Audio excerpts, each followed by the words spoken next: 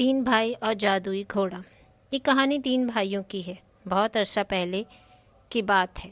Spain के छोटे से गांव में एक किसान अपनी तीन बेटों के साथ रहता था। सबसे बड़ा एल्बर्ट, दूसरा डोमिन और सबसे छोटा पेड्रो। एक रोज़ किसान अपने तीनों बेटों को बुलाता है। मेरे बच्चों, अब मैं बूढ़ा हो गया हूँ और मैं चाहता हूँ तुम लोग शहर जाकर बेहतर रोज़गार के लिए अपनी किस्मत आजमाओ। तीनों बेटे राज़ी होते हैं, लेकिन सबसे बड़ा बेटा एल्बर्ट कहता है, अब्बा मैं और डोमिन साथ शहर जाएंगे। लेकिन पेड्रो तो बहुत बेवकूफ़ है, इसको हम साथ नहीं रखेंगे। क्यों डोमिन, तुम क्या कहते हो? हाँ अब्बा, एल्बर्ट ठीक कह रहा है। पेड्रो जैसे लड़के को हमने साथ रखा तो शायद हम भी कुछ काम ना कर सकें। पेड्रो कहता है, लेकिन अब्बा मैं भी अपनी फैमिली को सपोर्ट करना चाहता हूँ। किसान कहता है, एल्बर्ट, डोमिन, तुम दोनों पेड्रो को भी अपने साथ शहर लेके जा रहे हो और मुझे उम्मीद है तुम दोनों उसका ख्याल भी रखोगे। वैसे भी पेड्रो अभी छोटा है और मैं उसको अकेला नहीं रहने दूंगा। तुम दोनों पेड्रो को भी अपने साथ ले जा रहे हो। ये कहकर किसान अपने कमरे में चला जाता है। तीनों भाई अगले रोज़ सुबह सुबह शहर पहुंच जाते हैं, जहां उनकी मुलाकात एक फैक्ट्री के मैनेजर से होती है। क्या तुम लोग बोरियों को उठाने का काम कर सकते हो? रोज़ाना फैक्ट्री से माल मार्केट पहुंचाया जाता है और रोज़ाना बोरियों को ट्रक पर लोड करना है। क्या तुम तीनों ये काम कर सकते हो? इसके एवज महीने के आखिर में 300 चांदी के सिक्के दूंगा और साथ ही फैक्ट्री के अस्तबल से अपने मनपसंद घोड़े पर सवारी भी कर सकते हो।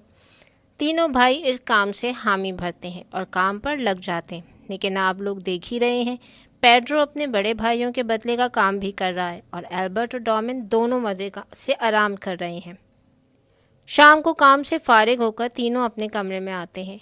दोनों बड़े भाई मेज कुर्सी पर बैठकर खाना खा रहे हैं और साथ साथ हंसी मजाक भी कर रहे हैं, जबकि पेड्रो सबसे अलग थलग ज़मीन पर बैठकर खाना खा रहा है, क्योंकि उसको उसके दोनों बड़े भाइयों ने अपने साथ बैठकर खाने की इजाज़त नहीं दी।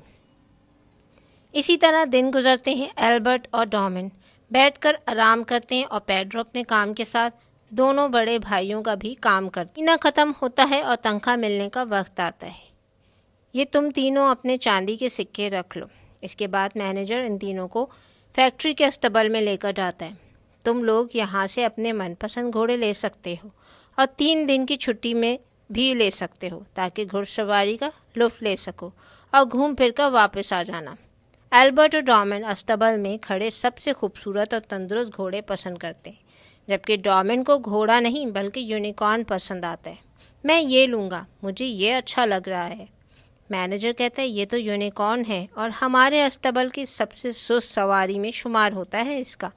तुम्हें अगर पसंद है तो ले जाओ, लेकिन ये बहुत आहिस्ता चलेगा। दोनों भाई पेड्रो का मजाक उड़ाते हैं। तुमने भी अपने लिए अपनी जैसी सवारी पसंद की, सुस्त, काहिल और बेकार।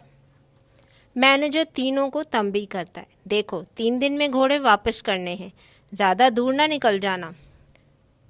तीनों भाई मैनेजर को वक्त पर वापस आने का कहकर चले जाते हैं। एल्बर्ट और डोमिन पेड्रो का मजाक उड़ा रहे होते हैं। तुमको भी यूनिकॉर्न मिला था, अब आराम से आना, हम तो जा रहे हैं। पेड्रो बहुत कोशिश करता है कि यूनिकॉर्न तेज़ चले, लेकिन उसने तो कसम खाई थी जैसे आहिस्ता चलने की। तुम तेज़ नहीं चल सकते मेरे भाई, मुझे अकेला छोड़ गए। कोई बात नहीं, इन दोनों को जाने दो, वैसे भी तुम्हारे भाई बहुत मतलबी हैं। क्या क्या तुम बोल सकते हो?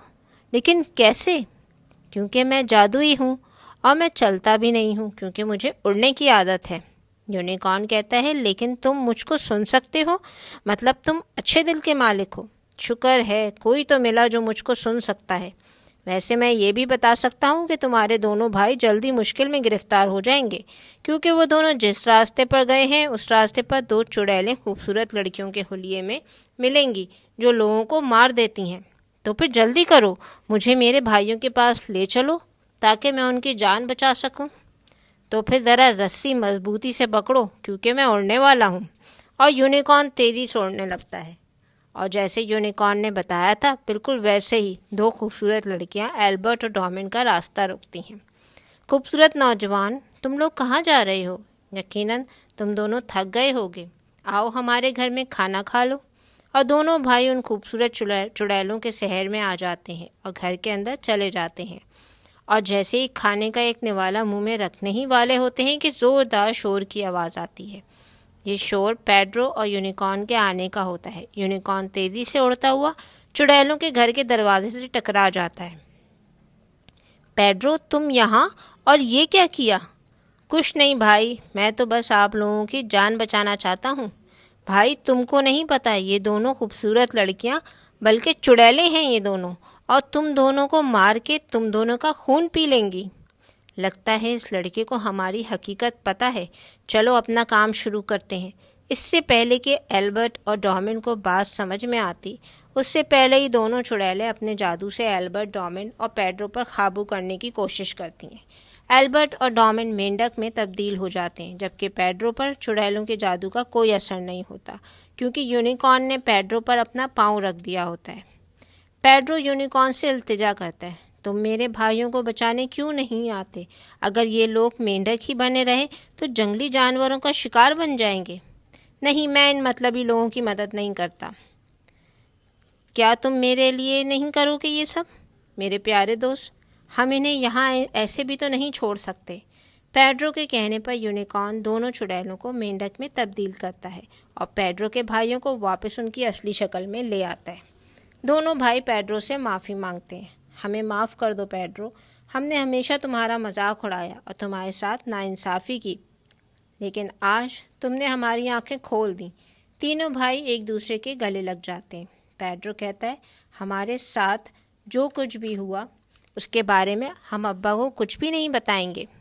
تینوں بھائی گھوڑے اور یونیکارن کا استبل میں واپس کھڑا کر کے اپنے والد کے پاس جاتے ہیں اور نوکری مل جانے کی خوشی اپنے والد کے ساتھ بانٹتے ہیں، اور اگلے روز پھر شہر اپنے کام پر واپس چلے جاتے ہیں۔